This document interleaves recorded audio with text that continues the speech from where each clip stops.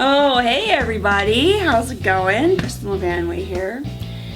You know, sellers, I hate to burst your bubble, but I've been looking at some numbers and I think the party is about over. There's definitely a shift going on right now.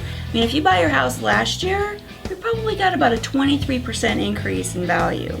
2 years ago, 38% increase in value. Prices are up, buyer demand is down, inventory is starting to creep up. Right now we have about 22,000 homes for sale in the Phoenix area. Looking about a 28% increase in inventory compared to this time last year. 28% increase in inventory, which is significant, but still really not enough to meet the demand. Now, you know, I get all these numbers from my geek crush, Michael Orr, in his Cromford report, and he's so awesome that he takes all these numbers and he crunches them up and tries to help us make sense out of them.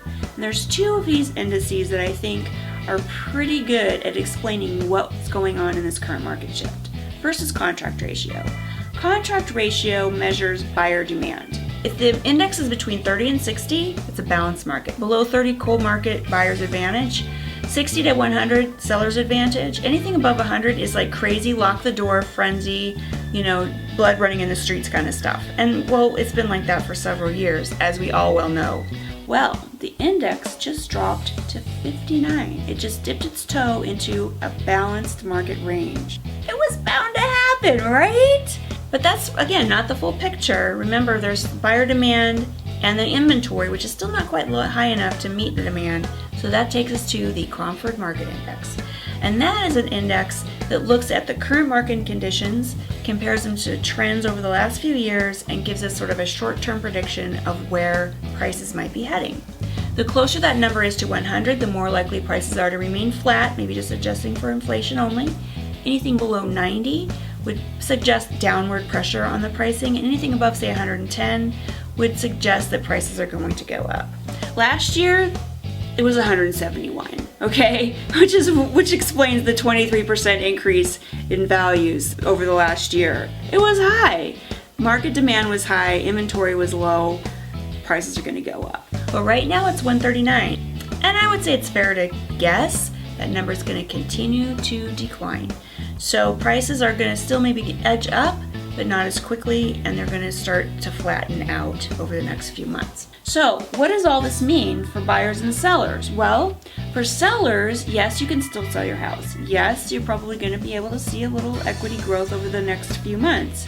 But no, you are not going to be able to do crazy, nutty things like you guys have been doing the last few years. Can't open your house for 2 hours on Saturday and expect 28 offers sitting in front of you on Monday. It's not gonna happen. You're gonna have to be reasonable, and you're going to have to price the house correctly. You're gonna have to base it on market value.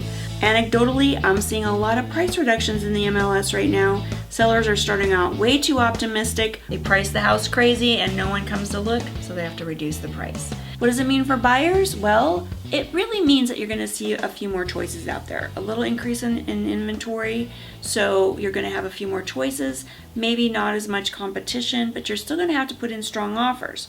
The market is still, right now, favoring sellers. So if you're getting really frustrated, just know that your day is coming, buyers. If you have any questions or comments, you know where to find me, Kristin here at Phoenix.com. Ask me, not the news media. Go out there, make it a great day.